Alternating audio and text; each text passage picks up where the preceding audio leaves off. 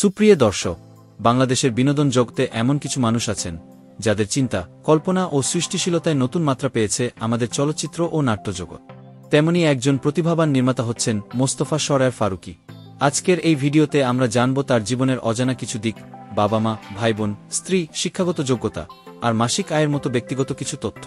বিস্তারিত জানতে ভিডিওটি না টেনে শেষ পর্যন্ত দেখতে থাকুন।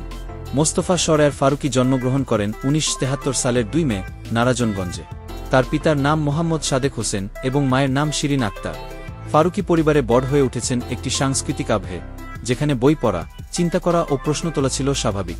ভাই বোন সম্পর্কিত সুনির্দিষ্ট তথ্য তিনি খুব একটা প্রকাশ করেননি, তবে তিনি নিজেই তার পরিবারের খুব ঘনিষ্ঠ। শিক্ষাজীবনে ফারুকী ছিলেন অত্যন্ত মেধাবী। তিনি ঢাকা কলেজ থেকে এইচএসসি শেষ করার পর ভর্তি হন ইউনিভার্সিটি অব এশিয়া প্যাসিফিকে। সেখান থেকে ব্যবসায় প্রশাসনে পড়াশোনা করেন।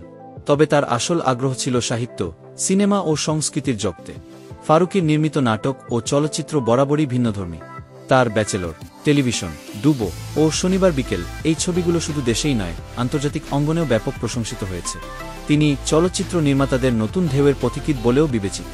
ফারুকীর নির্দিষ্ট মাসিক আয়ের পরিমাণ তিনি কখনোই সরাসরি প্রকাশ করেননি, তবে বিভিন্ন সূত্র মতে নাটক, সিনেমা, বিজ্ঞাপন নির্মাণ এবং আন্তর্জাতিক প্রজেক্ট থেকে তিনি মাসে প্রায় 8 থেকে 12 লাখ টাকা আয় করেন। এছাড়া তিনি বিভিন্ন আন্তর্জাতিক চলচ্চিত্র ফেস্টিভ্যালেও অংশগ্রহণ করে সম্মানী পেয়ে থাকেন। ব্যক্তিগত জীবনে মোস্তফা সরয়ার ফারুকীর জীবনসঙ্গিনী হলেন জনপ্রিয় অভিনেত্রী নুসরাত ইমরোজ তিশা। 2010 সালে তারা বিবাহবন্ধনে আবদ্ধ হন। এই দম্পতি দেশের সংস্কৃতি জগতে এক অসাধারণ জুটি হিসেবে পরিচিত।